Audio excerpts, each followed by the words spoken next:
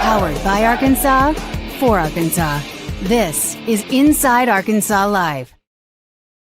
And welcome into Inside Arkansas Live here on this beautiful day here in the great state of Arkansas. I'm your host, John Neighbors, alongside Curtis Wilkerson and Andrew Ellis, and appreciate each and every one of you for making us a part of your afternoon this afternoon, as is finally Friday, or that close to the weekend. So we're going to have some fun here on the show. We're going to talk, of course, Razorback football. Got a chance to hear from a running back coach, Kolby Smith, as well as a few of the Razorback running backs. We'll talk about that and get into that discussion. We'll also, of course, get into our Freedom Boat Club topics of conversation for this summer. We'll do a vibe checking of the chat presented by Basis Health. We'll talk about some of the things that we like, we don't like, that we're going into the weekend. We're just going to have fun and say, F it. It is a Friday show. But either way, fellas, how we feeling on this Friday? I've seen too much of you the past 24 hours, but it's good to see you once again. Yeah, I have no new updates from the last time we spoke, boys, but I'm still hanging in there, doing pretty good. Yeah, my vibes are tremendous today. Just feeling good. It's Friday, and whenever you start the week not in Arkansas and you come back on Wednesday, it's like I feel like I got like a shortened week. Like I found a cheat code. So it's like a Friday that feels like I didn't do enough to earn it, but I still have it. Still a Friday. Yes, it is a Friday. I will say, though, real quick before we get into it all, for those of you who weren't able to join or anything like that, we had pretty good time on our members-only live stream last night. Just getting into all the different discussions and answering all your questions and talking about some stories that maybe we talk more about on those members only stream than we can in the public eye. But we appreciate everybody that tuned in, tapped in, joined us, and had some fun, and all of you who are members. And if you're not a member yet, you're missing out on those intricate live streams that we're going to do, and had some giveaways to go along with it too. So it was really fun. Really appreciate everybody joining. And as we talked about last night, it's like, how long are we going to do this? And I don't want to go all night. Still ended up being 2 hours, but it didn't seem like it, but it was a lot of fun. So we appreciate all of you that were a part of it last night. Yeah, that was a good time. It's always fun. As soon as you said that, when me and Andrew did the first one and we really didn't have any idea what to expect. It's like, man, we hope that there's some good questions, and we're just kind of like, 45 minutes, an hour. And then we went 2.5 hours. So it was funny when, last night you were kind of saying, yeah, dude, there's no way. There's a way. We could have easily sat there for 4 hours. I'm glad we didn't. I love all of you, including the people that were on there with us. But, I was tired. I was ready. I hadn't had dinner yet. It was good to get off of there, but it was a good time. Yeah, we can. There's always a way. And you're right. Like we have to be kind of careful sometimes, because if we just keep rolling and going off of the vibes, we could go for a really long time. But then you kind of look up and it's 10 o'clock and oh gosh. But yeah, I kind of knew deep down when we were talking about that, oh yeah, we're definitely not doing no two. I think John even said we're not doing a 2+ hour stream, and we went just over 2 hours. I kind of knew. I was like, I feel like we are, but we'll see. Yeah, time flies when you're having fun. It was a good time. So we'll be doing another one next month in the month of September, and we'll keep you updated on it. And we appreciate all of you who are members and insiders here at Inside Arkansas. But either way, we had a chance to hear as much as possible from the running backs coach, Kolby Smith, today, just a little bit early. In fact, they usually send the schedule out for these practices and press conferences. And I know it's kind of hard for maybe somebody that's not astute members of the media, but these things are so tentative. We never know when it's actually going to happen. But they moved it up a little bit, said it was a shortened practice. And so we had a chance to hear from both Coach Kolby Smith and the 3 running backs. I think people were most interested in, I guess, it's Rodney Hill, Mike Washington, and Brilen Russell. And so, Andrew, I know you were on it too, but anything what really stood out about that? Because nothing against Kolby Smith. Hey, he may coach running backs all the time, but he's not going to win any Pulitzer Prize for being the most interesting coach to hear from in a press conference. Yeah, there's no crime against that. I really, yeah, we make a big deal about it, especially people in our position who basically rely on these press conferences to, find out about the team, report on the team, inform people about the team. So a lot of times, it can be a little frustrating when you don't get awesome answers and guys that just want to sit there and ramble. But there's also, a level of that, because there's also guys that go too far over the top and are just rambling and, oh, this guy's the best player we've ever seen or whatever. Early on, I was kind of getting I was a little worried because one of the first questions he was asked was about Brilen Russell, and he was a 1-sentence answer. And I was like, oh gosh, do they not like Brilen Russell? Is that sign? He went on later to kind of talk about it. And he was pretty honest about how Brilen Russell's spring did not go the way they wanted it to go. And they had to have some conversations with him about the expectations that they have for him, how they view him, and also that this is a competition. I think Brilen Russell went into this offseason thinking, I'm the running back. I'm the RB1. It's all good. Like, I'm here, and I'm going to get all the carries. And I think he was probably a little bit taken back by the Mike Washington experience and how well it went, and the fact that now he's getting those reps with the ones, although Brilen Russell did work with the first-team offense today during fastball, according to Jackson Fuller. But I think he, again, it's there's not much to really learn about the running back room because most of these guys we've actually seen play before, and so I don't think there was any way Kolby Smith was going to come to the press conference today and like sell us on, all these guys are very vastly different players and it's completely changed over there. Rodney Hill, he's now going to be a 1,500-yard back, like anything like that. But I do think that the Brilen Russell and kind of challenging him was a big part of the press conference theme today. And it does seem like Brilen Russell, to at least according to the coaches, has responded to that challenge. And, of course, Mike Washington continues to be the hot commodity in that running back room. Listen, it's funny to me that we know what the running back room looks like as far as the roster makeup. And I'm not trying to like maybe over dramatize it, but you got some running backs that are interesting for a lot of different reasons. Like if you were going to do a documentary on a position group at the Arkansas football team right now, to me, the running backs might be the most interesting for various reasons. For one, we know about the Brilen Russell situation. You mentioned it, and it's maybe something that where he's young and of course getting to the portal, out of the portal, and some of the stuff, which I'm rooting for him. I really am. I'm really hoping he does well. But you have that element to it, and then you have the Mike Washington situation where he's just walked in. This is his first year, and everybody's praising him and everybody's loving him, which is great. But that comes with that, and then you get the return of AJ Green, in that situation. Cam Settles, the true freshman's gotten some run. So there just seems like it's a committee thing with the running back position.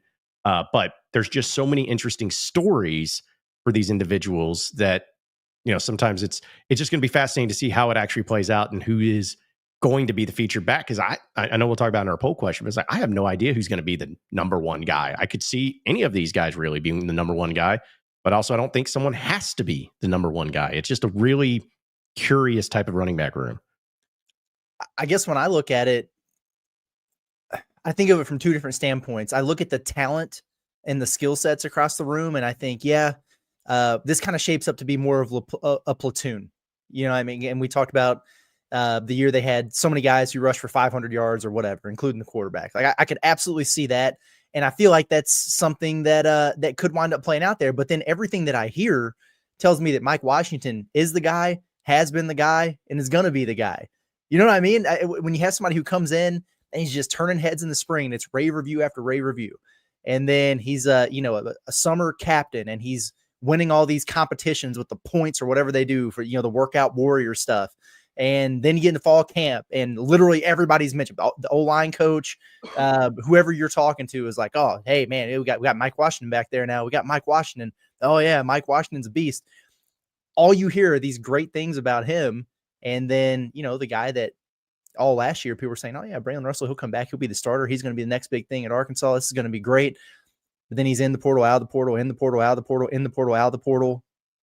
Is that how many times it happened? I think that's about right. Yeah. But then had the questionable spring. We know he's banged up a little bit then too. And then you haven't been hearing all those same things. Just because you haven't been hearing it doesn't mean he hasn't been practicing well or whatever. But it's kind of hard not to read the tea leaves a little bit there. So I'm in a weird spot with it, man. Like I said, I look at it and I think it could be by committee and it makes sense that way. But everything I'm hearing tells me this is Mike Washington's world and everybody else is living in it. Yeah, it's going to be a committee, but Mike Washington is going to be the chairman of that committee. There you go. The bulk of that with that work. One of the words that Kolby Smith kept using today was explosive. And we use it to describe some of his backs, but also they asked about, hey, when you're rotating these guys, how much do you want to have that distribution work? How much are you going to be mixing carries? And the thing that they asked about with Mike Washington, they were like, hey, with Mike Washington, how much could he really take on? And he said, listen, if he's explosive on his first carry and he's explosive on his 20th carry, as long as whoever's in that game is still kind of a threat and still making those plays and capable of making those things, because that's what you don't want to see is, maybe your running back gets a seam and he's not able to rip off that, that 70-yard run. Instead, he gets hawked down and he isn't able to finish it because he's so tired. And so, but the thing with Mike Washington, I think is going to put him in a position to kind of carry this load is, one, he's durable. He's been pretty durable throughout his entire career. and he's big, strong, athletic, and he's able to kind of keep that explosive ability, at least according to the coaching staff, throughout his game. And I think that's the thing with Brilen Russell. Y'all remember that Mississippi State game where I think he had like a 70-yard run or whatever, and he like pulled a hammy mid-run. And I think it was like one of the first times they really gave him a large workload. And he didn't, I mean, he had a great game that game. I think he ran for like 180 yards or something like that. But it was like, it's kind of a question of, can he handle that workload? They gave him a large workload against Texas Tech. Didn't really go well. He was banged up most of the spring. And so I think Mike Washington is the clearest answer to that question of, what can these running backs handle? Who can eat up all this? And I think he's kind of been the guy that you just know you can count on. But I think it's up to Brilen Russell. I mean, he's 19 years old. He's a sophomore. So it's not out of the question for him to be a lot more durable as a second-year player and a lot more steady and consistent as he gets older in his career. And so I think that's kind of the big challenge for Brilen Russell. Rodney Hill, by the way, is another guy that, you talk about explosive.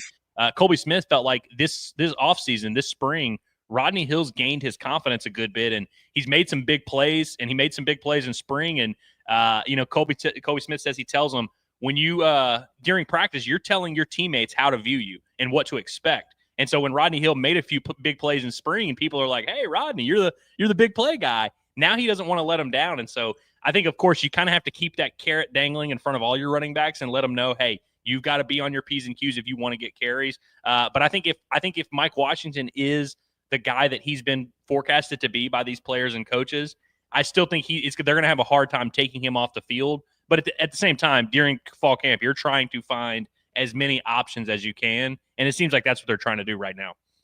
Yeah, and I'm also looking at it from, I always look at it through the lens of a Bobby Petrino offense. There's no doubt that Petrino has a certain type of player, especially at the running back position, that he likes and prefers, and it's big-bodied backs. If you look at when he was here at Arkansas, because I was talking about this on my Locked On the other day, and someone was like, "Oh, well, Michael Smith, he rushed for 1,000 yards and did this for Bobby." I was like, "Yeah, but Bobby didn't select him. It wasn't like Bobby recruited him. He was a Houston Nutt player, and they needed all the help they could get his first year at Arkansas in the game." But as time went on, Ronnie Wingo, Nile Davis, Broderick Green, those guys were big. They were 6'1", 6'2", 220 plus pounds. They were big guys, and so I'm not saying that Rodney Hill or, Cam Settles even, I think he'll get some run too, but I just feel like there's going to be a preference there to the bigger backs, and Washington and Russell are those guys. So I think it's going to come down to them. And as far as who will be the feature, because I also think I think it was in the press conference today that it was brought up where Petrino was talking about Mike Washington in a comparison to Nile Davis and maybe met him in the spring. Okay. That'd be awesome, but I don't know. Nile Davis, first off, was 5'10". Mike Washington, 6'2". Nile Davis also ran like a 4.3 flat 40 and was really good when he was healthy. If Mike Washington's Nile Davis, sign me up. 2010 Nile Davis at least. But those are the types of things I just hear, and I'm like, okay, all right. So now we're going to just adds another piece to the expectation and to the hype of, maybe he is great. Maybe he ends up going for over 1,000 yards. It's awesome, but I don't know. I just feel like it's a pretty dangerous game to play when it comes to making comparisons like that from the coaches themselves too. Yeah, that is a dangerous game to play. I'm notorious for hating doing player. I get asked that all the time with, it's like Malik Thomas is at overtime elite. You know what I mean? He's a high school senior or whatever. And people are like, Curtis, what's his NBA comp? Like, he's 17 years old, man. Like, I'm not doing, I hate that so much. But I get why people do it. As soon as I started hearing the Nile Davis stuff, I'm like, oh gosh, especially where it came from. I'm like, oh my God, here we go. I don't know, man. It's weird because I want to be very comfortable with it. I want to be confident in it. I have no reason to not believe everything that they're saying. I guess I just look at all this and I think from the Brilen Russell standpoint, we've at least seen him in a Razorback uniform in the SEC. And it's like there was that promise there, but then you have all the stuff that's happened since. And it's the exact opposite with Mike Wash, where he's getting all the pub and the love and, the clout and everything that's going on since he arrived on campus. But then you go back and look at the track record, and I know, everybody's circumstances are different. I don't know what he had around him.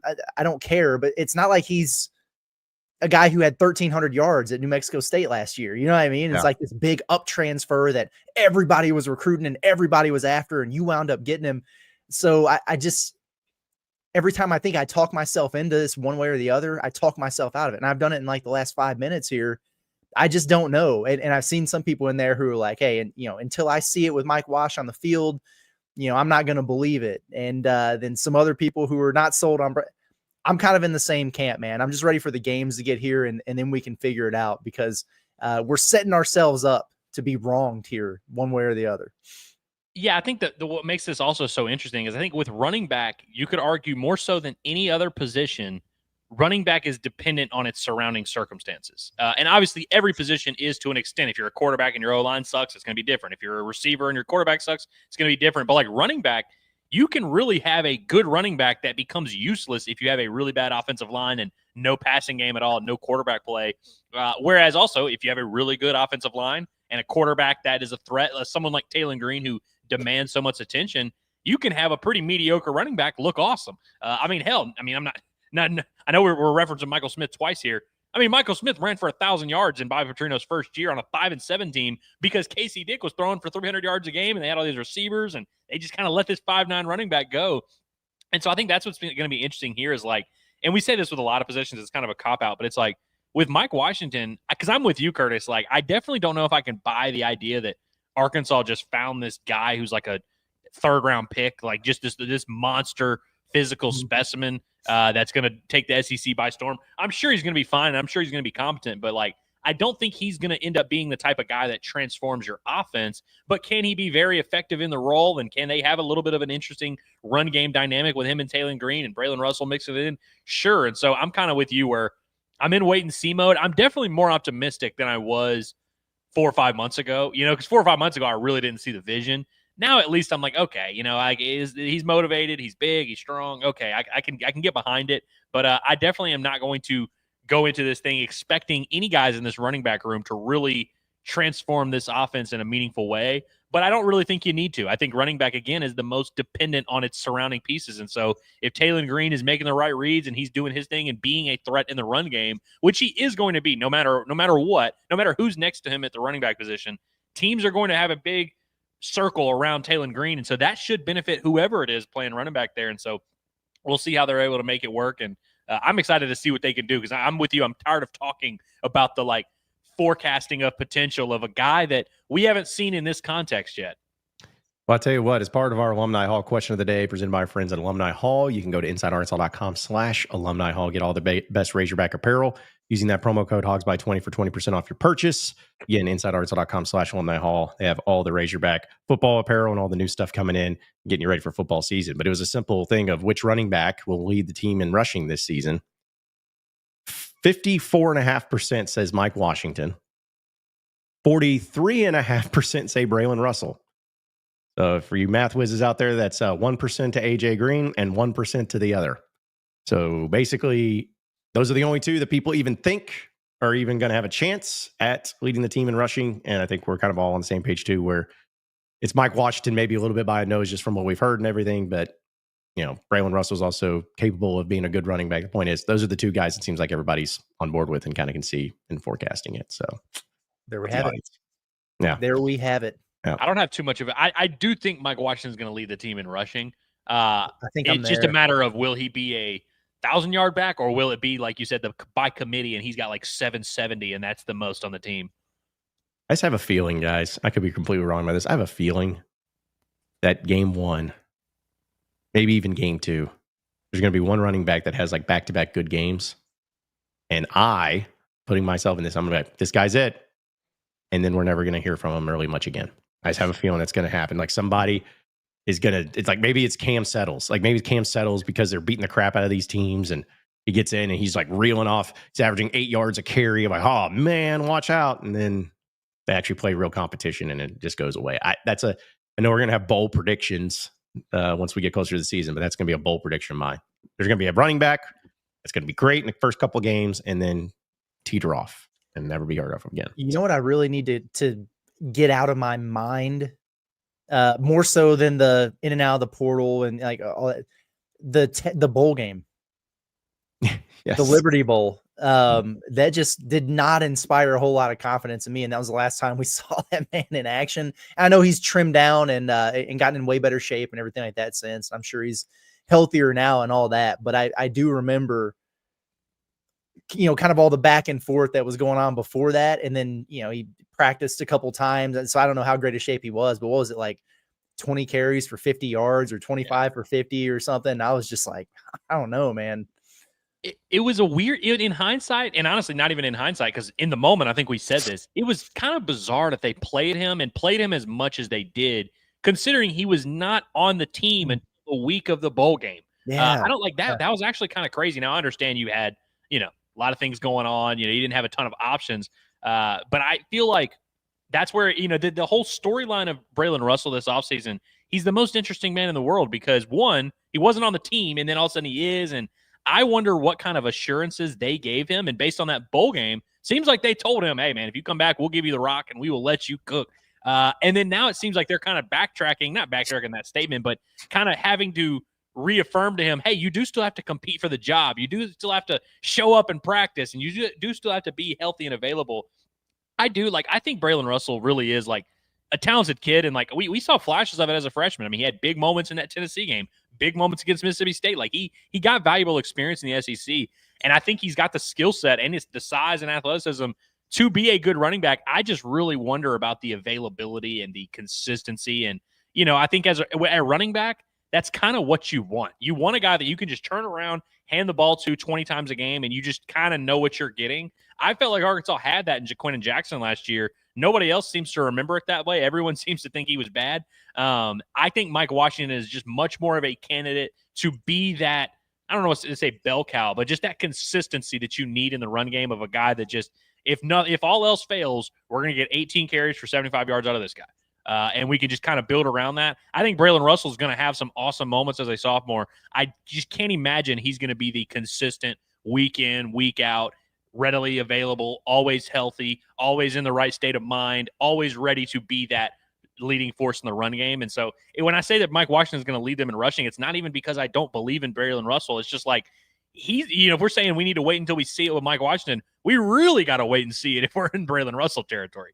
That's right. Well, I'll tell you what, we'll get to the chats and we'll have some other things to bring up. I want to remind everybody that here on Inside Arkansas Live, we're brought to you by our friends over at Hickey and Hull Law. We know divorce and custody cases are so important, especially in these days where you feel like, I could just go to TikTok or Instagram and I can get all my legal advice there and I'll know how to do it. Don't do that.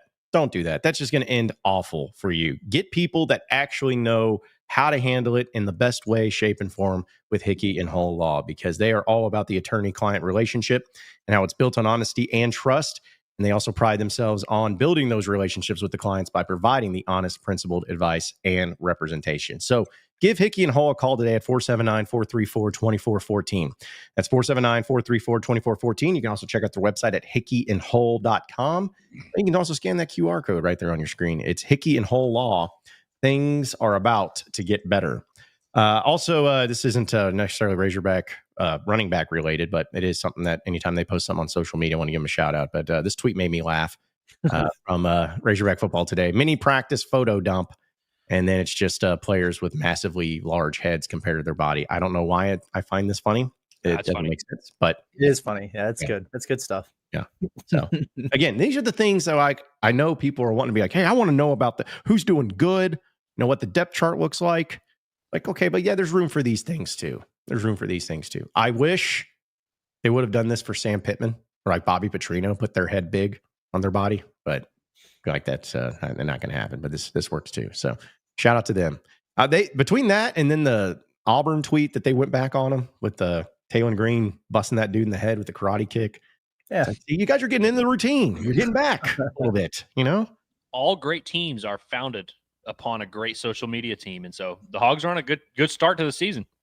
Yeah, that's it. And here's the deal: it won't happen like at Arkansas, but I also respect that if a team sucks or if their season sucks, social media teams that embrace it and just like, yeah, we know, here's a score and we suck.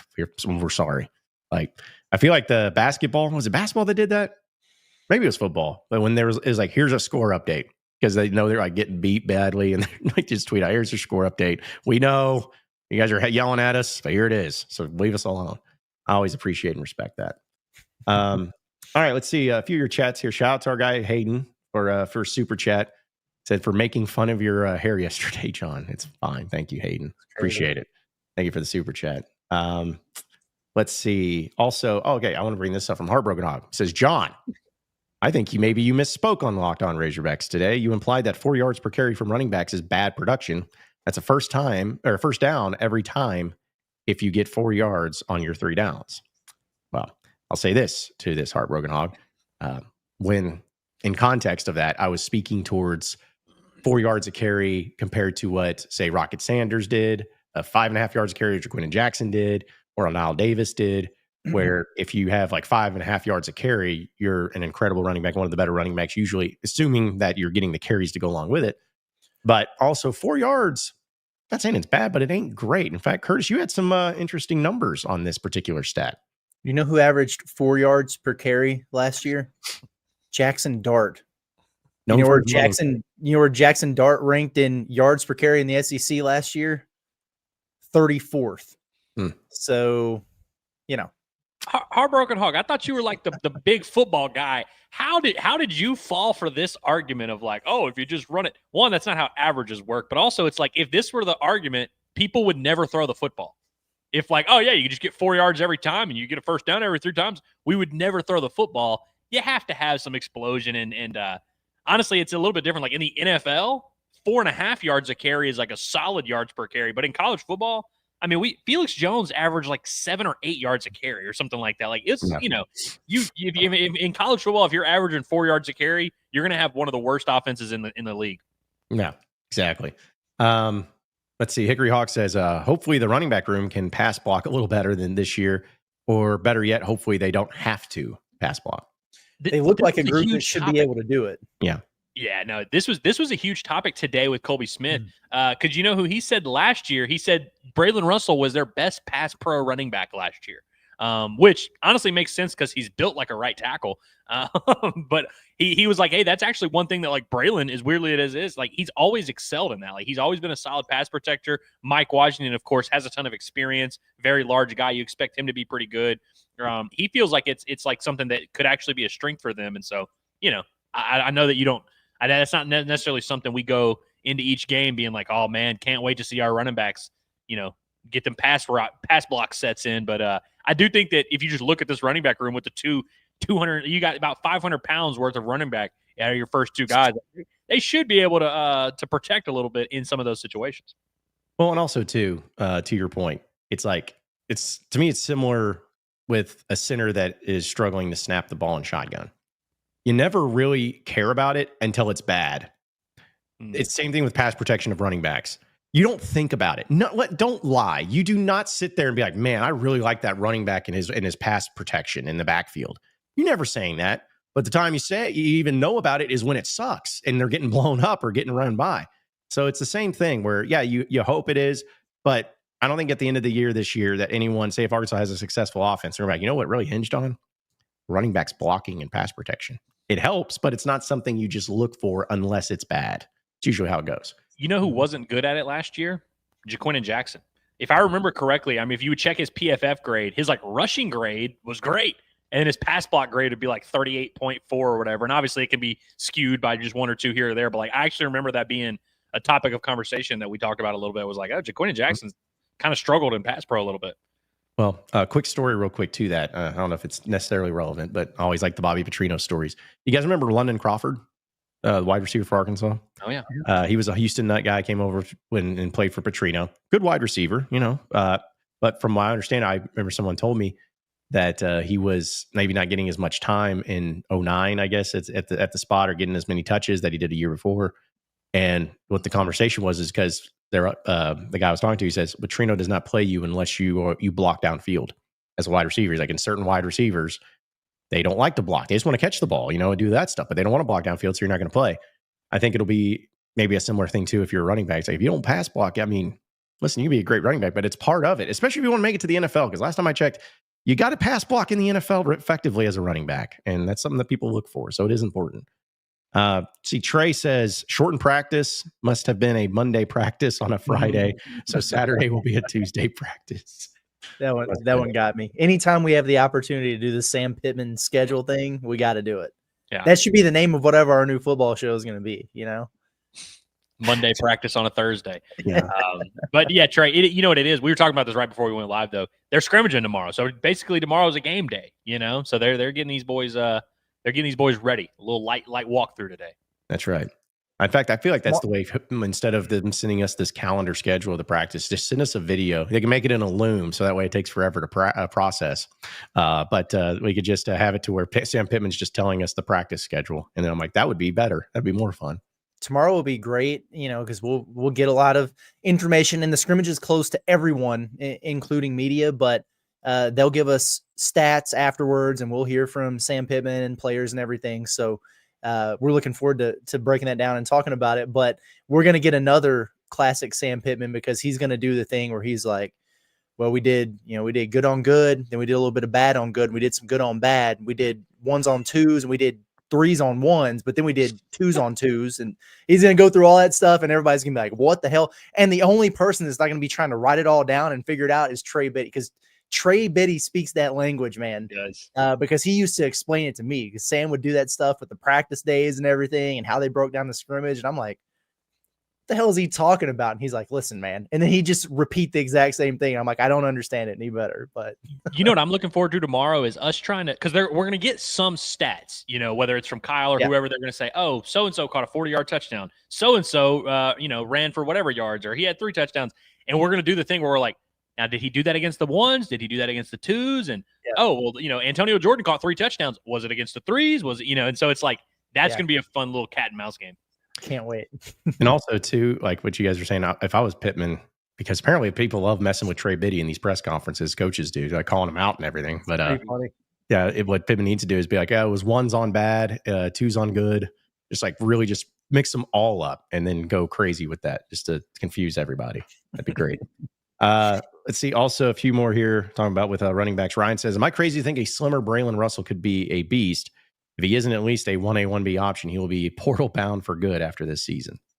You're probably right. I don't think you're crazy to think that at all. I would just like to hear somebody say it who's been coaching him or watching him.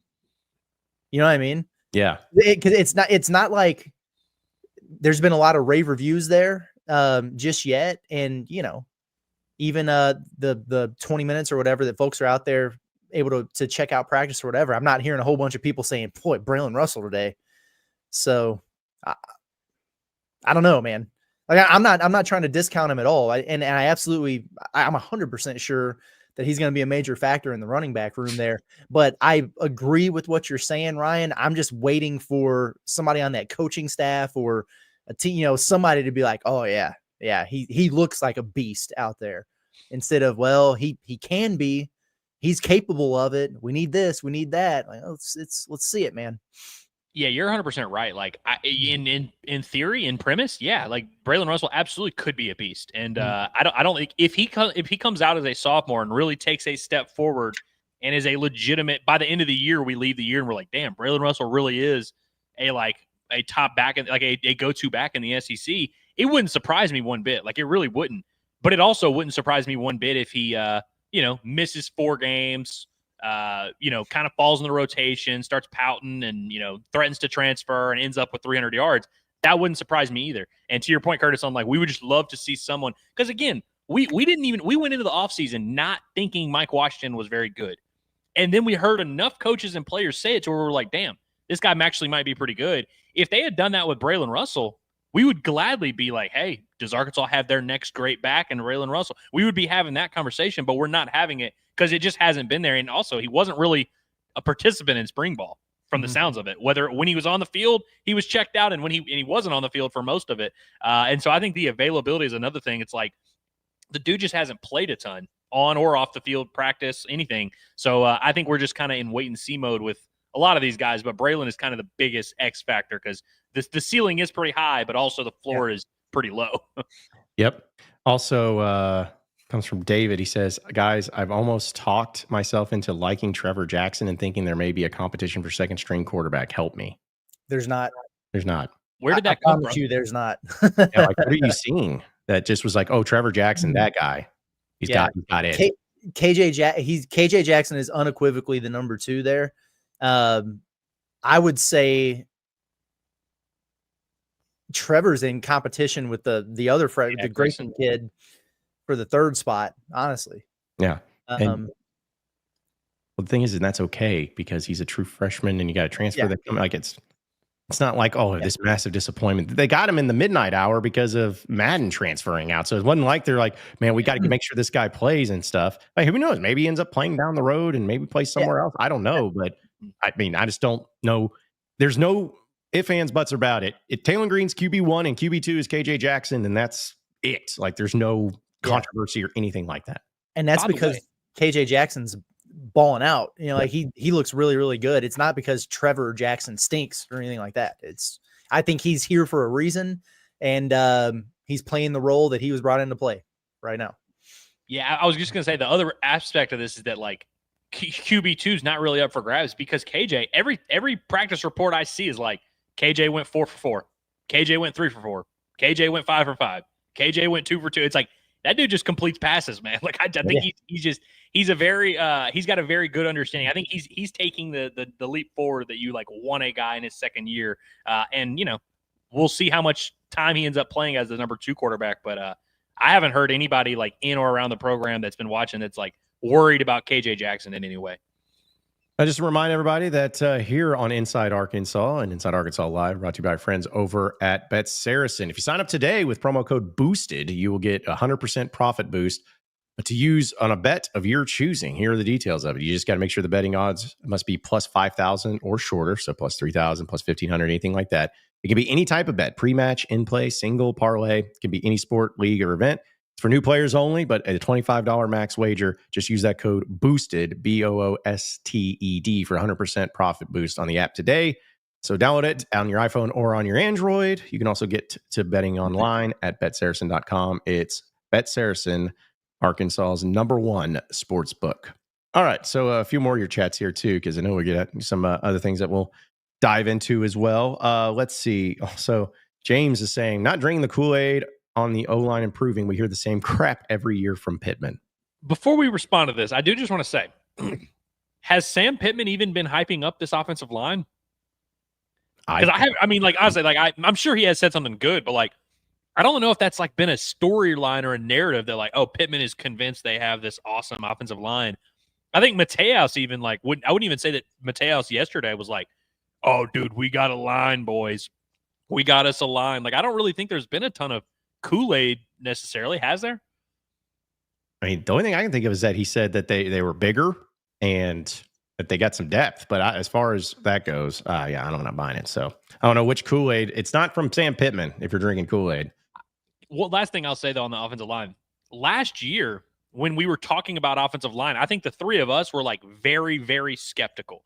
Because I remember thinking we were like, Addison Nichols was a backup at Tennessee. Now he's starting. Keyshawn Blackstock was a backup at Michigan State. Now he's starting. Fernando Carmona, good addition, but he's coming from a smaller school. We were like, this is like, we had a lot of question marks about the O-line last year. I don't really remember what the coaches were saying specifically, but like, I don't think that's really been, I don't necessarily agree with that assessment that like we've been constantly, or that Pittman or anyone else has been like constantly hyping up the offensive line. I mean, I haven't heard it, but also to that too, last year they were skeptical, but it was also like, well, they couldn't have been worse than what they were in 2023. Yeah. They were so bad but this year it's like, they weren't awful last season. They weren't great, but they weren't awful. And then you replaced a lot. So it's kind of that now, all right, the expectation's a little bit higher for some people there too. But I did see, speaking of that, Caden Kittler made the Remington Trophy Award watch list. So we are adding up the watch list awards, boys. That's that Kool-Aid right there. Yeah. Again, everybody gets on that watch list, baby. Love those graphics that they put out. Shout out. Hey, Curtis, Derek Garduno here, our guy, says, absolutely do the show you were talking about this morning on Pod at the Palace. We will watch. So, oh yeah, I'm planning on it. So, Curtis, what was it? Because I've seen like 7 people say something about this. Be like, oh, Curtis, that idea that you pitched, you got to do it. What was the idea? An SEC basketball show during the season. That would be pretty cool. Looks like it's happening because I threw it out there on the pod, and there's been a lot of people like, no, do it for sure. Absolutely. It's like, all right. Because what I said is because there's been a few people like you know how it is before Arkansas plays somebody, other fan bases will listen, to see, hey, what are they saying about our team, whatever, and have had a good handful of people like, dang, man, wish you'd, talk all SEC basketball or whatever. I wish you covered the whole conference. It always feels good to hear that or whatever. And then it happened enough to where I was like, all right, I'm just going to throw it out there and see how people feel. But I told everybody on the pod this morning, I was like, listen, Razorback fans, you're the bread and butter though. So like the only way I'm doing this is if I know all you guys would be interested in it and would want to listen. And a bunch of people were like, hell yeah, do it. So there we go. SEC needs more basketball. I mean, it feels like there's a billion football SEC podcasts, but they need a basketball one. Also, everyone in the chat on my ass for not listening to Pot at the Palace. It's been like 3 hours. Let's relax. All right. Yeah, it's still early here. Appreciate Sharkensaw for the super chat. He says, random way too early prediction. TB will have Cam Boozer a welcome to college treatment and dominate in Chicago as his player of the year campaign starts. Wow. All right. That's not a way too early prediction. That is a bold as balls prediction is what that is. That is definitely a bold prediction. I like it. Yeah. I like it. I'm in. As a matter of fact, I'll co-sign it. Here you go. It's done. I can definitely co-sign the Cam Boozer getting the welcome to college treatment. The Trevin Brazil player of the year, you may be losing me a little bit, but I love Trevin, so I'm not gonna push back too hard. Yeah. We know that TB's our guy, and he's on the no slander list, so we are all for that. Yes. Nick also said, I was glad to see you on Aaron Torres's podcast, Curtis, I think is what he's trying to say. But yes. Yeah. It's a good time. Good time talking to AT. We're gonna make sure that he returns the favor here at some point. We'll bring him on for that maybe the new SEC show. That'll be Come on there. Let him talk ball. Let him pander a little bit. Let's see. Also, a few more here. Evan says, when was the last time we had an O-line considered great? I mean, 2021. I think they were a finalist or a semifinalist for the Joe Moore Award. They didn't win it. And it's weird because we talked about it the other day. Like, it's not like that line was filled with a bunch of NFL monsters. But if you look at what Arkansas's offense did specifically in the run game in 2021, I think they were like top 3 nationally in rushing yards or something like that. I would classify that as a good O-line, as a great O-line. And they were lined up. They were head coached by Sam Pittman and Cody Kennedy. Yeah. Ironically enough, it's just weird how they wound up having so much continuity from that group that had Limmer and Latham and Stromberg and all those guys. And then it was like their swan song and it just completely went to shit. Yep. It was how quickly it went. Yeah. How quickly it did. The other offensive line, it's not, I know people may not remember this, but I know I do. In 2014, that offensive line, you had 2,000-yard rushers, which is always incredible. But also, they only gave up 8 sacks that year to Brandon Allen. 8 sacks in the entire season they gave up. So I feel like those are 2 really good, like simplistic, but stats to say if you have a good offensive line or not. But passing game wasn't good, but Brandon Allen stayed upright for the most part. That 2014 team, they had like a top 10 defense that year. Yeah. They were the epitome of like a Michigan type of run the ball, drain the clock, stay in front of the chains. Like you mentioned the sacks. It's because they were never in 3rd and 8. Like they never were in, and even if they were in 3rd and 8, they'd run the ball. Like it's like they had a couple games where they just really milked the clock. 2015, I would say that was a very good offensive line. I would classify that one as maybe great with like Denver Kirkland, Dan Skipper, Frank Ragnow. That was a great O-line. Absolutely. Polo was on there. People sleep on 2019 when Arkansas was top 5 and both sacks and TFLs allowed in the SEC. And Rakeem Boyd ran for like 1,200 yards. This is one of the numbers where you just think back, you're like, how? I don't know. Arkansas had them quarterback. Starkel and Hicks had all day to throw and just could not complete passes. Couldn't do it. Still, my favorite thing from that year is Arkansas started a different quarterback 5 times. All five quarterbacks on the roster started a game. Jack and that's Lindsey. like my favorite thing ever. Man, oh man. I don't know if any, I would be curious, and I'm not going to put in the work, but I would be curious to know if any other Power 4 team in the past 25 years has ever had a situation where they started 5 different quarterbacks in the same season. I just feel like that has to be an impossibility. Yeah, it was crazy. Especially, I think it was like 8 across 2 seasons too, because you had 3 the year before. Like, I feel like that's just unique. Like, you don't see that much. Winningest highest percentage quarterback starter is Connor Nolan. That's really the reason Chad Morris's tenure failed is because he gave up on Connor Nolan. He let him walk over to Dave's office and just stick with baseball full time. Or Connor Nolan went over to Dave and said, I am staying here and doing baseball because I'm going to die if I go and stay over there.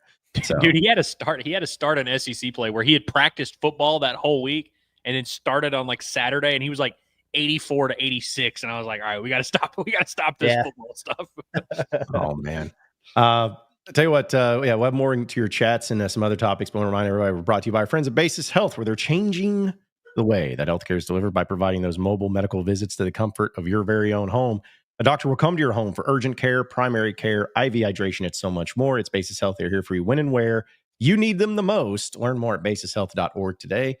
Check out that QR code as well. Appreciate our guy Dre for being a partner with us here at Inside Arkansas. Okay, a few other ones here too. A-Mobs says, got my Notre Dame tickets today. Where would you guys rank Notre Dame in terms of the biggest brands and teams you can host in college football?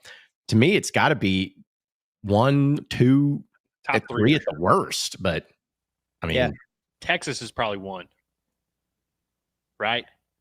Man, I don't know. I think about like Forbes and all these people. They do all these valuations. They do the numbers, and I think Texas is like known as the best brand in college football. Yeah, Texas very, very high. Ohio State's very, very high. Michigan is high. Michigan, yes, yeah. Bama. Where's Bama at in this? I know it's a little bit different because they're really obviously like more success based. Well, see, to me, I think it's tough because I'm looking at it from the Arkansas perspective, and Arkansas has played Bama and Texas a lot. So maybe it's because I'm thinking of the rarity that Arkansas has played these teams that goes into it. Because it's like, obviously they were supposed to play Michigan and it didn't happen. But I remember how big of a deal was playing Ohio State in that Sugar Bowl, not just because of the Sugar Bowl, but it was like the Ohio State University. And then like this year for Notre Dame, it's still crazy to me that this is the first time in the history of football that Arkansas and Notre Dame have ever met. Like it's insane. So I think that's like plays a little bit into it because even USC, when Arkansas got their taints handed to them back-to-back years, I remember how big of a deal that was. Yeah. Because it's just you don't play them very often. So I don't know. It's kind of skewed, I think, with that. But Notre Dame to me is probably number 1 or number 2, I would think. Well, here's my case I'll make for Texas, which I guess I've already made it. They were a 5. You're doing this.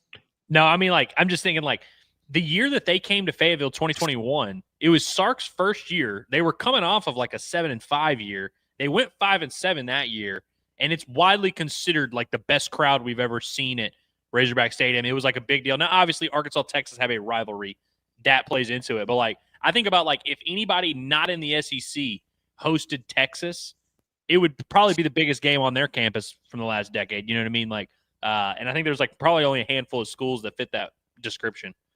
Yeah, I mean, I can see that too. Well, first off, I want to give credit to Notre Dame because they could have easily canceled this thing like Michigan did, and we couldn't do anything about it. But that's also a thing, too, is because everybody kind of wants to play Notre Dame. And they have the flexibility of schedule because they're an independent.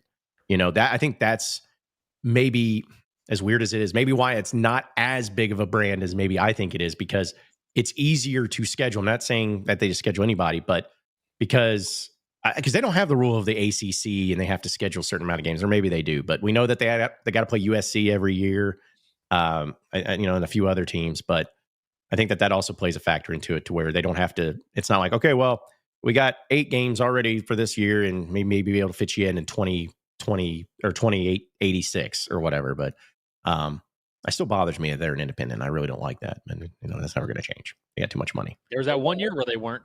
That was cool. Is that the COVID year? I think it was either the COVID year or right after they were just like, we're in the ACC this year. Yeah. Because they're in the ACC in every other sport but football, right? Basketball for sure they are. I don't know. Maybe baseball. I mean, I would assume if they're basketball, they would be the other sport. I would assume like baseball. They don't even do they have a baseball team? They do. Notre Dame. They went to Omaha not too long ago. Oh, that's right. They beat Tennessee. That's right. Yeah. I should have known. Awesome.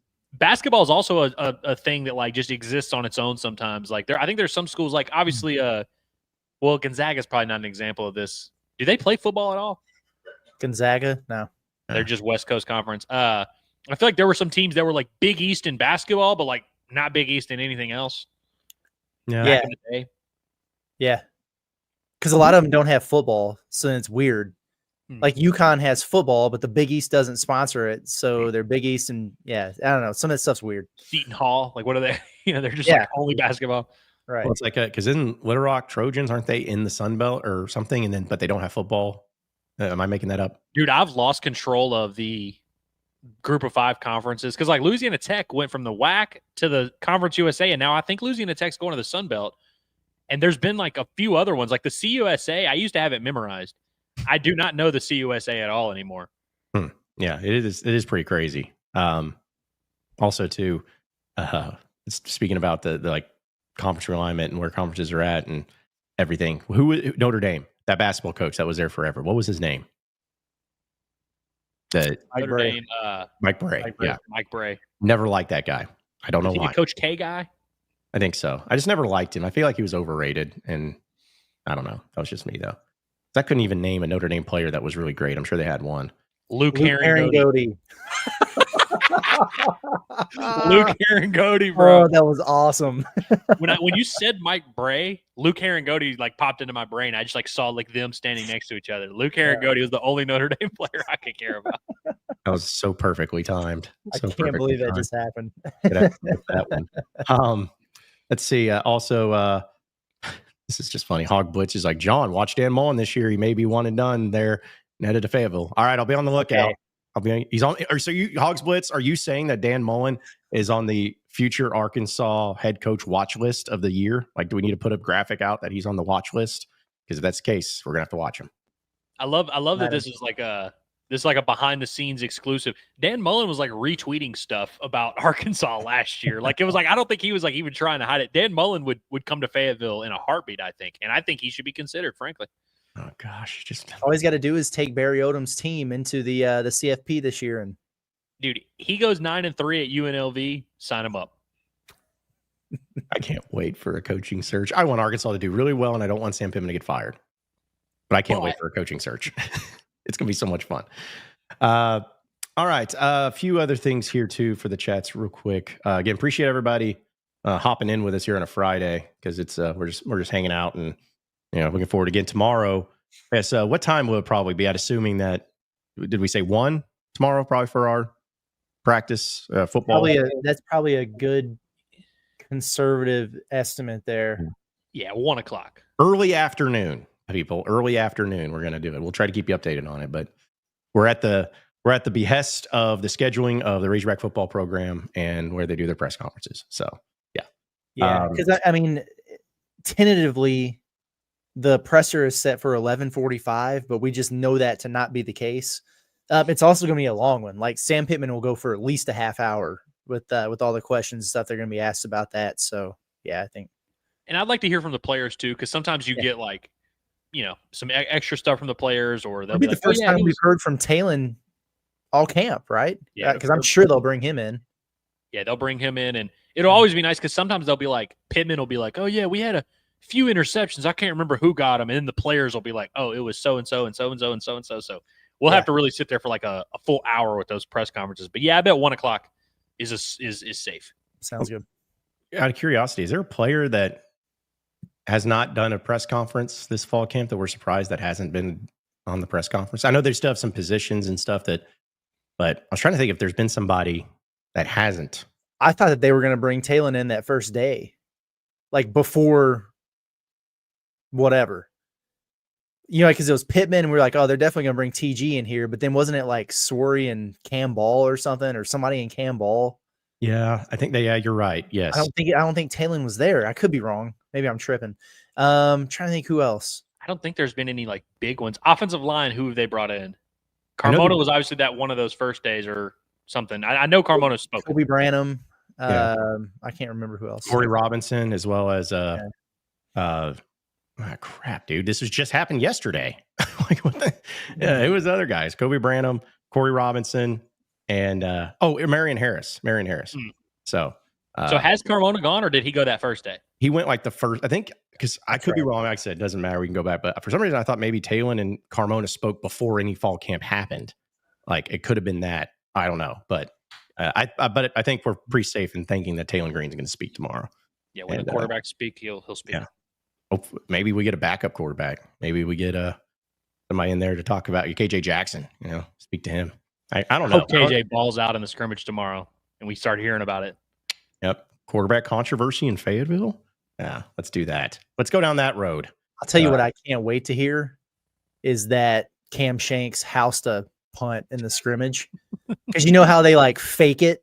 Like they don't actually kick it or whatever, and then all of a sudden the coach is just throwing the football at him, and it's kind of a weird deal. I remember everybody freaking out when Satania, was it last year or the year before? But he ran one back, a kickoff in the scrimmage, and everybody's like, "Oh baby!" And then people started freaking out because like they kick it or whatever, but there's just a coach standing beside Satania, and they wait for a minute, and then they just pitch it over to him, and he takes off running. People were so pissed about that.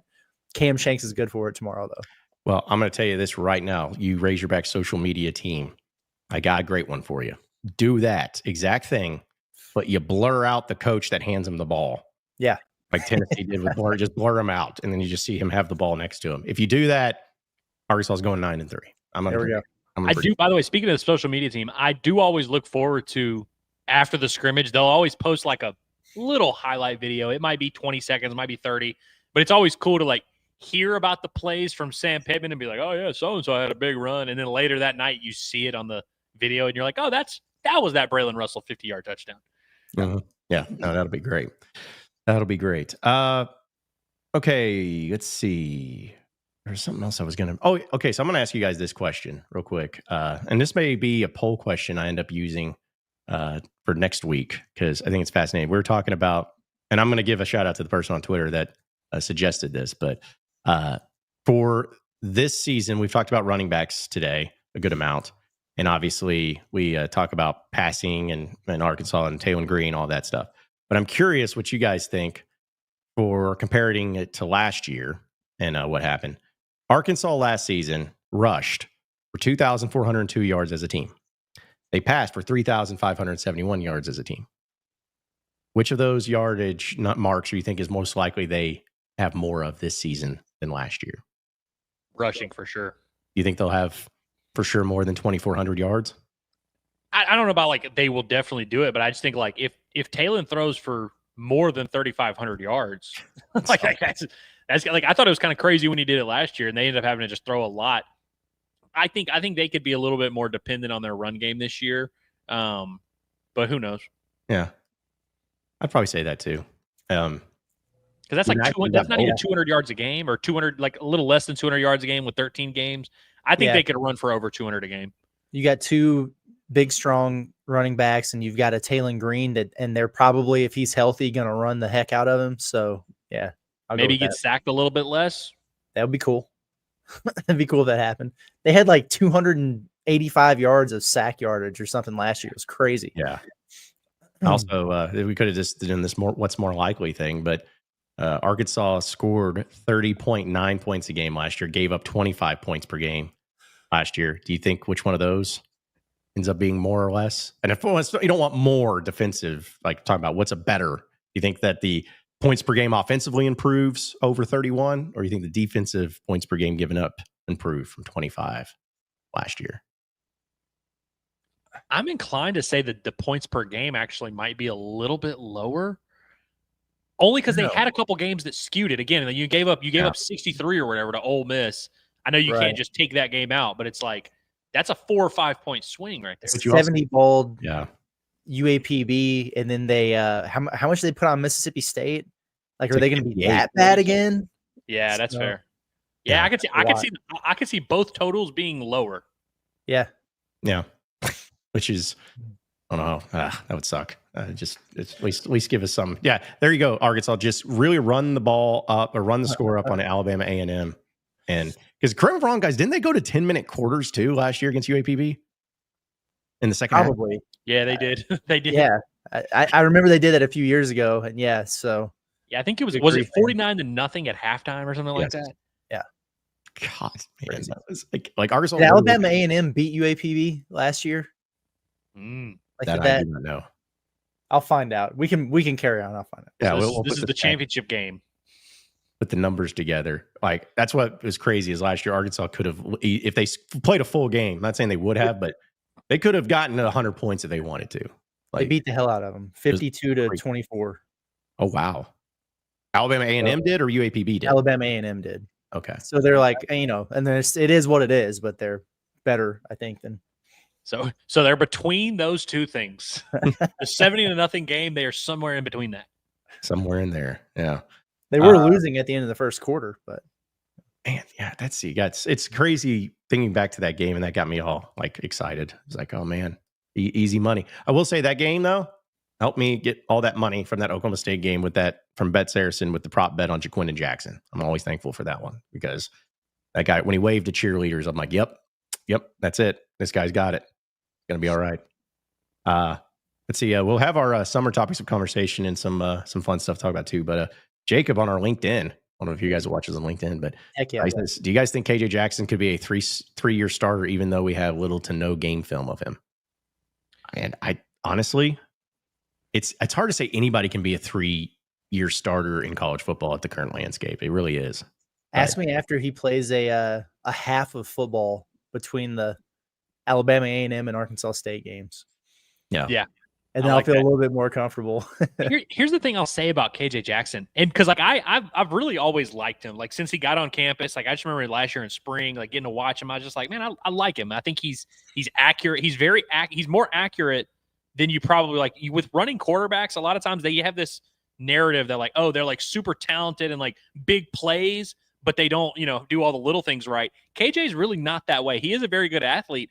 I don't think he has this like otherworldly ceiling. He has these like crazy physical traits with his arm. I think he's like a pretty accurate game manager who's athletic. Is kind of the way I view him. He reminds me, he's like a left-handed Marcel Reed in that way. If I were to compare him to a guy in the SEC right now, I think he's a left-handed Marcel Reed. So it's like I think he actually could be like a just stable, I feel like as he gets older, he's going to be more and more accurate. He's going to be more and more decisive. Like I could see him being like a pretty like solid stability quarterback. I actually don't think he has like this crazy high ceiling, weirdly enough. Okay. I'll tell you what, this will be a little fun because we'll want to mix it all up in it. But let's go ahead and do our fun little summer topics of conversation presented by our friends at Freedom Boat Club of Arkansas. Next Wednesday, folks, we are going to be live from the Hot Springs Marina in Hot Springs doing Inside Arkansas Live at the Freedom Boat Club. It's going to be so much fun. So come by and see us. We'll tell you about the boat club. We'll have some giveaways and everything too. Should be a beautiful day. We're going to be like in the marina having fun with boats and everything. I mean, what could be better? Maybe a sun's out, guns out type of deal. But either way, it's the best thing ever because if you want to get on a boat, you don't want to own a boat because that takes a lot of work, takes a lot of money, takes a lot of time. Don't worry about it. And just join the Freedom Boat Club of Arkansas because they give you access to the boats without the commitment. All you do is you take the boat, you go out, you have a good time, you bring it back, and that's it. Simple as that. They have 3 locations in Arkansas, Greers Ferry Lake, Lake Hamilton, which of course we'll be at next Wednesday, as well as on the river in Little Rock with more locations to come here in the state of Arkansas. So check out their website today at freedomboatclubar.com. That's freedomboatclubar.com to learn more about the benefits of joining Freedom Boat Club today. All right, so we'll have some chats, we'll have some other things too, but this is something I have a few, but I'll let you guys go first on because I have so many. But for the sports side, what is the funniest moment? I'm supposed to say ever. What's the funniest moment ever to happen in a Razorback sporting event that you remember? Like it could be something that was happened during the game. It could be something that had to do with the game. It could be something that was off on the sidelines. Just what are something that comes to mind in any sport that made you laugh and you look back on it and makes you laugh? Oh man. This is going to be a dark segment. I'm just going to tell you right now. It's going to be dark and it's not going to be that funny. I'm afraid so because the first thing that came to my mind was the just the horrific fake punt interception thing against Auburn as they were interviewing Darren McFadden out there, and you just see his reaction. It was just like the culmination of so much nonsense. That one really stands out to me. I was thinking about this a little bit earlier from a basketball perspective, and something that just really tickled me was when Arkansas, it was Eric Musselman's first year, and they were at Georgia Tech, and Mason Jones hit that bank 3, and he thought it was like a buzzer beater, and then he was like running back down the court. He was talking trash to Georgia Tech's fans, and Muss was just losing it on the sideline. There's like 2 seconds left. He had to play defense. And that whole thing of Mason hitting the shot and going crazy with the celebration, and then Muss just freaking out, ready to choke him, that cracked me up for sure. Before I say any of the negative ones, because honestly, most of my funniest moments that I can think of are things that happen to Arkansas in a negative way. But before I do that, I want to give us a good one. Devo teabagging the kid at Auburn. I feel like it was one of the funnier moments to happen, and like just the internet outrage and the memes that it created afterwards. I feel like that's way up there. The North Texas punt is, if that had happened to anyone else, we would die laughing at it. But it was not funny in the moment, but it is funny in hindsight. I got to be honest, KJ at the goal line, it's pretty funny if you think about it. Yeah, because that's the thing is it could be funny now, funny not at the time, but funny now. To me, I think someone in the chat mentioned this too, but the one I had written down was Ja'Cory Williams throwing a shoe. Still makes me laugh. In the NCAA tournament, Arkansas was playing North Carolina, and Kai Madden lost his shoe during action, and they were on the side of Arkansas's court. Well, then they had to run back. Action's still going on, so Kai just doesn't have a shoe. Ja'Cory Williams on the bench grabs the shoe and across the court throws the shoe back over to Kai so he can put it on, and they stop play. And they're like, everyone's like, there was a shoe that came flying out. We don't know where it came from. Like, what happened here? It went back, and I don't know if they called it technical or maybe it was just like a warning, but I remember laughing because they just kept showing the video of Ja'Cory just being like, my bad, coach, my bad, like all of that. But just the ridiculous of because nowadays in the WNBA, other things are getting thrown on the court. But the shoe, that was a pretty funny moment that I always look back upon. Trying to think of that was a good one. Yeah. It's real quick. It's not funny too. It's like one of the dark things, but Marquell Wade getting ejected after hitting that Vanderbilt punt return. I laugh about that now. It was dumb, but it was just funny because it was so over the top and absurd. But yeah. What about the Anthony Black nonsense at Vanderbilt? That's a Remember good that? Where 7 straight free throws? 7 straight free throws, and he's just up there doing the boo-hoo at Vandy and that whole deal, which I can't believe he didn't get teed up for. Now, it sucks because Arkansas wound up getting their ass kicked in that game, but in the moment, I thought it was electric. And it all started because Kamani Johnson just nearly killed this guy. It was like a cross-check in hockey. That whole situation was crazy. The AB stuff cracked me up, and then, Honorable mention for me is the umpire. It's happened twice now in the last 6 years of Arkansas baseball, but it started in 2021. They had an umpire have to leave the game because he took a foul ball to the neck, and there was a 30-minute umpire delay that wound up kind of being a moment where the game turned against Arkansas. Like they had all the momentum, and then there was a 30-minute umpire delay, and they ended up losing to Georgia. And then it happened against Auburn the day that Dave Van Horn went to go be with his triplets, his grandchildren triplets. That game was just chaotic from start to finish, and there was another umpire delay to replace the umpire. I think that's hilarious. Was that Helfrich or whoever that hit like a 800-foot home run? Was that game? Yeah, pinch hit home run from Ryder Helfrich was his coming out party. Yeah, that was insane. I don't know. Like again, I think ejections can get funny sometimes. I think we brought it up maybe just here recently, that Alabama basketball game where the guys got ejected because they were talking. Then Jalen Tate says something. He gets ejected. He's like, wait, she walked over here. And it's like, no, you got to go. You got to go, man. So us in San Diego State, pretty good. It's a good one. Funny moments. That was a good one. You know what? People got so mad at me because I thought it was funny. But it was the night of the Liberty Bowl, the Arkansas-Kansas one, when the basketball team opened up SEC play at LSU. Yes. And they lost the game. But towards the end, it was like a full court press situation. And Adam Miller, who was LSU's guard at the time, he's at Gonzaga or something now. But he just open hand slapped Anthony Black right in the face, then got himself open. And people were so mad because that was the thing about AB. He'll talk. We all know that. He would really, really talk to you. He was a punk on the court, but you love him and he's a good kid and all that. But he would always get hit in the face, man. And I just thought it was hilarious because it wasn't like he got hit hard. It wasn't like assault brother or anything like that. But he just kind of got open hand smacked in the face right there in front of everybody. And I laughed about it, and people were so damn mad at me for that. It was crazy. Well, to that, Curtis, because on top, another funny thing to add to that was when the next time Arkansas and LSU played in Bud Walton. Yes. And they beat the crap out of them. And Arkansas was wearing those pink jerseys. And I think it was Devo and Anthony Black on the press. And they're asking about that. And he's just like, trash, garbage. Like, this guy's trash. I'm like, geez, just not even caring. Like right there in the press conference, calling a guy on the other team, like, he's trash. So, yeah.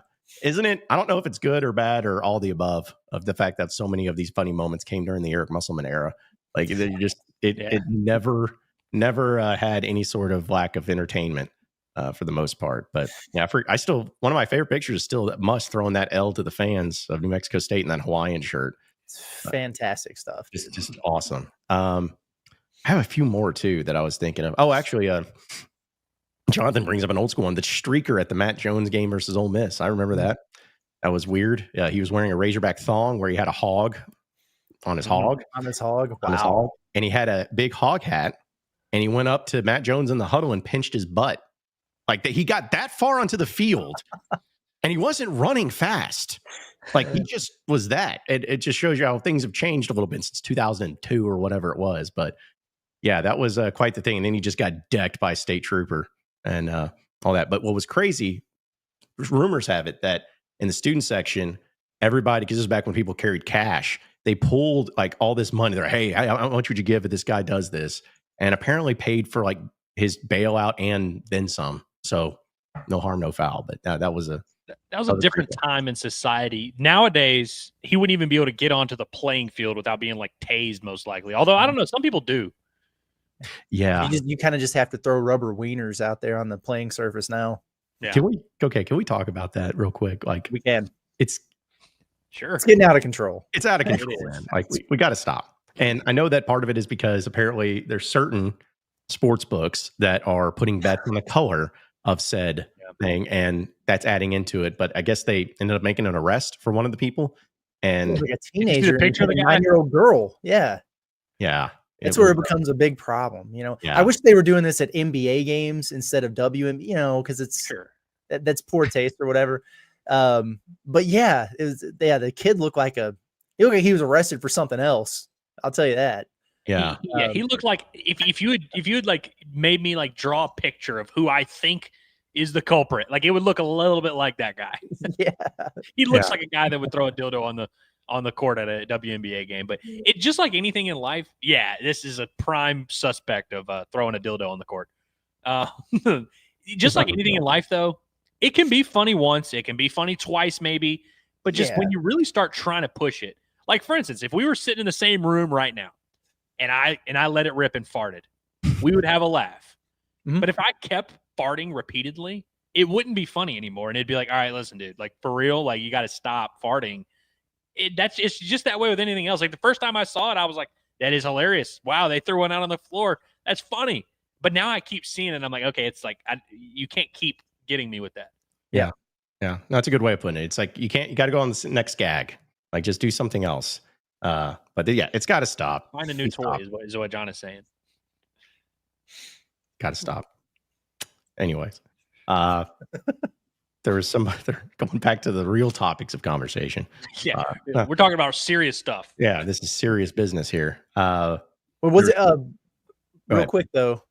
So anyone who bet, was it purple? Won money? Is that? I can't remember I haven't been keeping up with the colors. It was a non-green, but this one was green. So the latest one, and so from my understanding and my rigorous research of this story, they said that he had money on this particular thing, and that's why he threw it. Is because he made big money on it. He took my advice from the show the other day. Yeah, he listened to Inside Arkansas Live, and he did it. So that's what reports are coming out and saying. So I saw green is now minus 150. People think they're just going to keep rolling with the greens. But see, that's okay. And whoever's doing the sports book, they got to stop that, because that's all this is going to do is just you got to stop that. It's rough either way. Okay, hey guys, I'm not calling this breaking news. You guys remember Julie Cromer Peoples? Oh yeah. She has officially been hired as the executive deputy, AD, and COO at LSU. Wow. Really? Yep. According to Brett McMurphy, just reported that. Huh. Okay. What's she been up to? She has been the Ohio athletic director. Like Bobcats? Yes. So, yeah. I don't know exactly what the executive deputy AD, I don't like, what is that? What does that even mean? You know, it's like, I get if you're like the associate AD of communication or the associate AD of marketing, but when you're the executive deputy AD, what in the world does that mean? I don't know, but either way, yeah. So she's back, baby. She is back. So John, I want to alert you to a meme. You know when Kylo Ren says, "I know what I have to do, but I don't know if I have the strength to do it." Yes. So they have the no bag policy with the toys. And someone responded with that. Oh my goodness gracious, golly, dude! The prison wallet is just not a place that. Hey, that thing needs Curtis, to go. you know what they're calling this policy, right? They're calling it the Giannis policy. No bag. That's pretty good. I might text that to Scotty. Remind me to text that to Scotty because he'll get I will. Yeah. Okay. See, I lost my train of thought now with that story, and then Julie Cromer Peoples, and just sorry. Serious business. Julie Cromer Peoples. Great, congratulations. Next chapter of her career. Yeah. It's Friday. Who cares? No one's listening, anyways. There was also another funny moment though from a Razorback game. Oh yeah, because I didn't remember this one exactly. Cameron says the Adriel Bailey flop at Florida was hilarious. What did I miss something, or like what was this? Do you remember, Curtis? I don't remember. No, but hey, speaking of flops, Brian Walker. I think that's one that we missed. Brian Walker faking getting hit by a pitch. That's probably one of the funnier things to happen at a Razorback sporting event. Yeah, no, that is funny. That is funny. I think even like talk about positive ones. The Joe Adams punt return was funny. Like that's funny. Of how ridiculous it was. So there's been some really good fun moments, funny moments. Mike Anderson laughing at Frank Haith made me laugh. Yes, that's a great one. Yeah, absolute great one. Let's see. All right, so we'll do the food, entertainment, and get to your chats and call it a weekend or call it a week. Get into the weekend, but I don't think people really understood this. I thought it was pretty simple. But what is the best food drink combination? Just as far as like you get this food item and this one drink and it's perfection together. I think you should get to go first this time. Okay. Because I have a few. That's why. Okay. For me, I think if you want to be classic and cliche, milk and cookies, like it's kind of a deal there. It's good. But there's just something special, I believe, with just a Coke and a burger, like just a Coke and burger. I don't know if it's just because it's so commonplace, but I don't know. It just hits a little bit different whenever you have those two things together. Like no one who drinks water with a burger. No one does that crap. Who wants to drink water with a burger? It's got to be something carbonated and a little crispy. So I would say like a burger and a Coke probably would be a go-to. I got you. I think I understand how people might have misconstrued this. I thought about it from both standpoints. So like the standard, I have a food and I have a drink. I'm a simple man. I'm kind of like you, except I'm a delinquent. So for me, I was thinking just getting a burger fresh off the grill and just a nice ice cold beer is hard to beat for me. In fact, I'm trying to talk my wife into letting me grill tonight. That way I can do exactly that. Thanks for the that's my 100% answer for that. But I was thinking about the combination deal. Like I see some people doing like the Coke and ice cream, like the Coke float thing, which is real good. My grandpa, he had like the old school Coke machine where you put the dime in and it's like the lever pulley thing and it brings out the glass bottle of Coke, a cola. And then he would have the little packets of peanuts, put the peanuts in the Coke. And that's a delicacy, my man. It's a delicacy. Really good stuff. But I know that wasn't the purpose of the question. I was prepared for either though. I think also like our this says a lot about us because like none of us are going to do the thing where we're like, yeah, if you get a nice Chardonnay and you mix it with some Gouda, or anything like that. Because I'm going hot dog and beer as well. I think hot dog and beer is the best. Matter of fact, I want to shout out Lone Depot Park in Miami, the Marlins Park.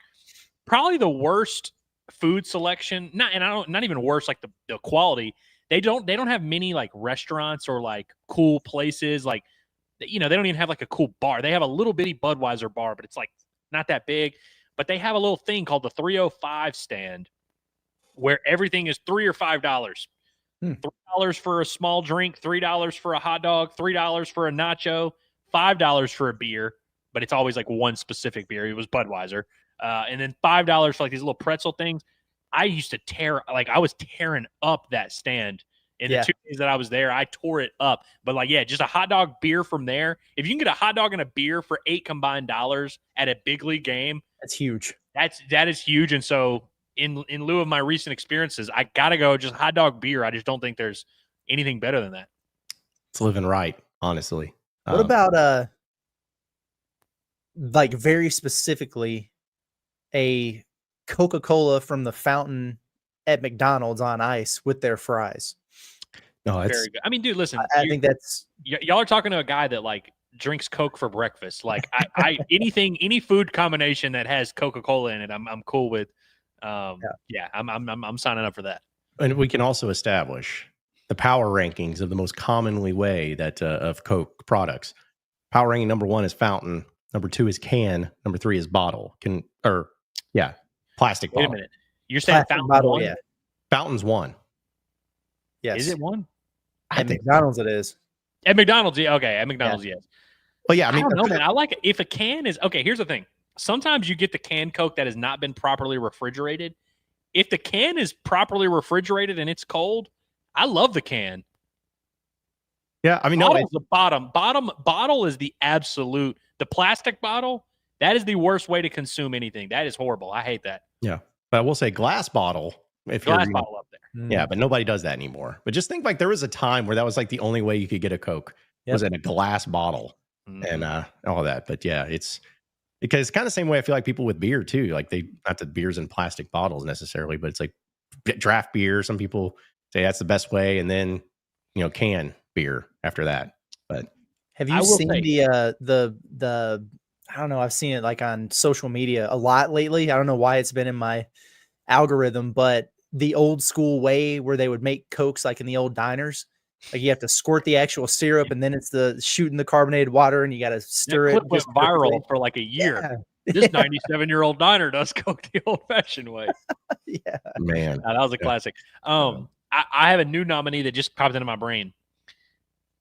A breakfast sandwich or croissant. Go croissant if you're fancy. A breakfast croissant with like a tall iced coffee. Big ass iced coffee. In the morning, though, those hit. Okay. See, I don't usually eat like sweets for breakfast or like the sweeter stuff, but if you have like a cinnamon roll and milk, something like that too is really good. Yeah, somebody said cereal with milk. I was like, yeah, I guess technically. Cereal milk is probably the best combo. I will say somebody also on Twitter told me Mexican food and margaritas, which I'm like, yeah, I guess. I guess. I don't hate that. I don't hate that. All right, too. And then the final one here, and then we'll get to the chat. Entertainment wise, what is the greatest fight/battle scene of all time in film? And like it could be a fight with one-on-one or an epic battle of one of these epic movies. But what's the one that you watch? You're like, yeah, it's great. Well,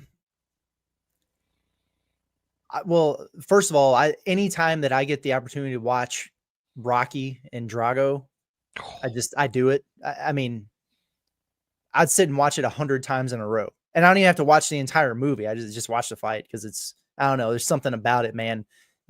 Makes me feel like an American. You know what I mean? So that's probably my number one, like actual fight or whatever. But immediately when I saw that question this morning, I was like, oh, dude, it's Anchorman. It was the whole battle royale with Anchorman. Yeah, I love those. Anyway. Kanye West pulling up in him, but yeah, I love the. It was Christmas Day, by the way. Back in 81 maybe. If I can change, well, you can change, and he can change, and we can all change. He gave a great speech afterwards. Ended the Cold War. So, I mean, it's definitely got to be way up there. Crazy. Right? I see somebody in the chat just said it. John, on Mustafar, Anakin Obi-Wan. We can't talk too much about it because we're going to spoil things for Curtis, but Anakin Obi-Wan on Mustafar. You are my brother, Anakin.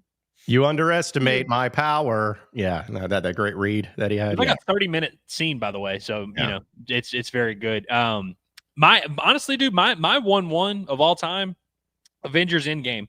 When I watched that on opening night, dude, I've been to several sporting events that had less of an intense atmosphere than Avengers Endgame opening night. When you have everybody, they do the Avengers assemble, and And they've never said it. They never said it in all those Avengers movies. They never say Avengers Assemble. It's kind of just a thing. And then when you have Captain America get there and he's like, Avengers, you're like, oh shit, he's gonna say it. That was good. And the music, ding ding, ding ding, ding ding ding ding. Yeah, it's good stuff. That's good stuff.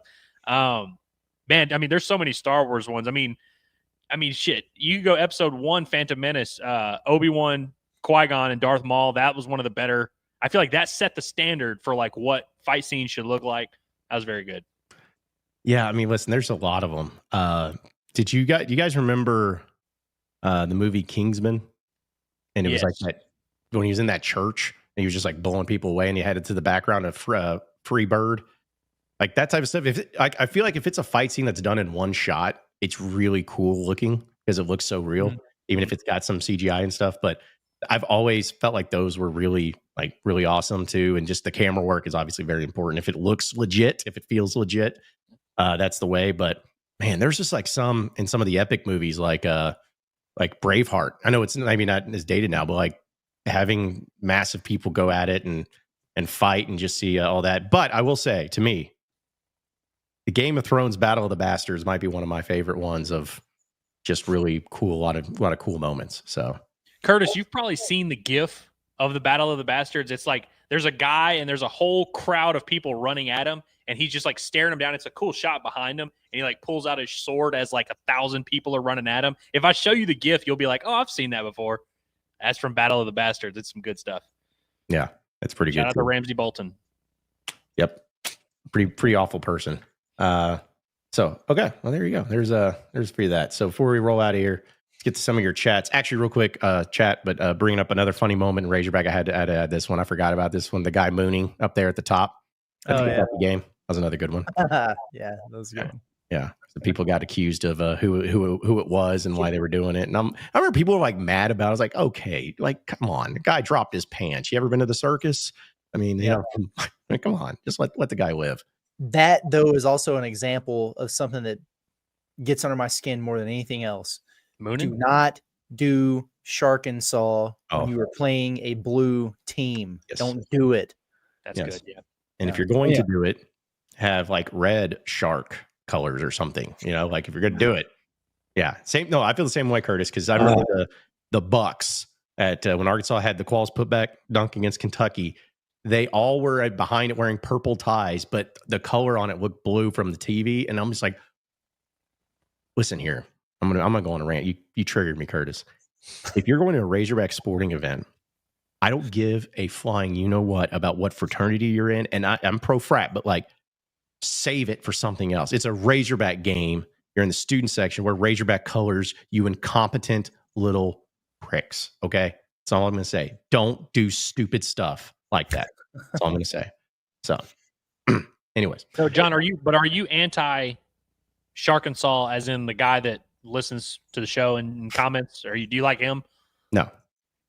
You don't like him either? No, I like it. I like Shark and Saw. I'm pro Shark and Saw the person. I'm pro Shark and Saw the concept. I am too. Don't do it against blue teams, and don't do it like you did last year, where you've just got random sharks in 9 different sections, and they're not all together. It was stupid. Yeah. If you're gonna, y'all remember the game they started it? What's that? No. Do y'all remember the first ever Shark and Saw game? No. I think I could be wrong on this. Maybe the chat can correct me. I think it was when they played Minnesota in Bud Walton Arena back in like 2014, 15. Well, it wasn't that because I was in the student section then. We did not do Shark and Saw that I remember, at least. Maybe so. I don't know. I like Bark and Saw.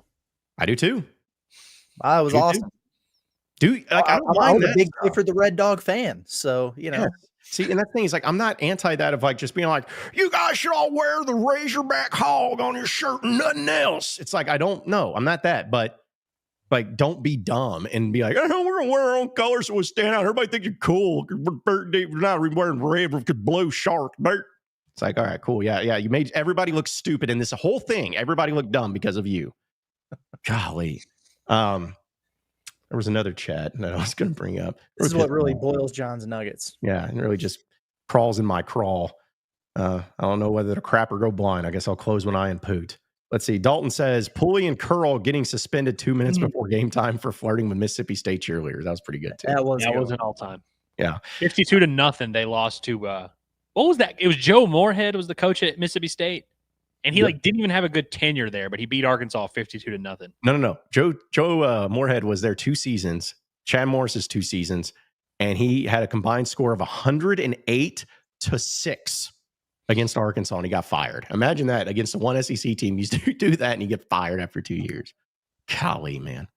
All right, and finally, real quick, this last one from Chandler, because this came from last night because he's using me as the avatar and he's explaining it. He says, by the way, John, my pick is of you taking a puff from a football sim live stream. Curtis read my comment on it, and it was the first time y'all ever read my comments. So it was a big moment in time. I vividly remember this, actually. I don't recall. I remember Curtis said, oh, damn, they caught John slipping. I don't know what that means. I don't know. It's just... that's AI, honestly. So like that. Well, in the past week, I've gotten multiple DMs of like screenshotted videos of I sound like Josh Pate doing the screen chat thing. Screenshotted videos of John where it looks like he's taking a bump, but he's hitting the nose spray for his sickness. The vapor inhaler. It's like, here's the deal, folks. You want me to do what I'm doing now, or you just want me to sit here on live streams? It's not professional. We're professionals here. So anyway. All right, well, guys, final thoughts before we roll out of here for the week? I kind of want to leave it at that. I feel pretty good about where this is ending for the week until tomorrow, I guess. But yeah.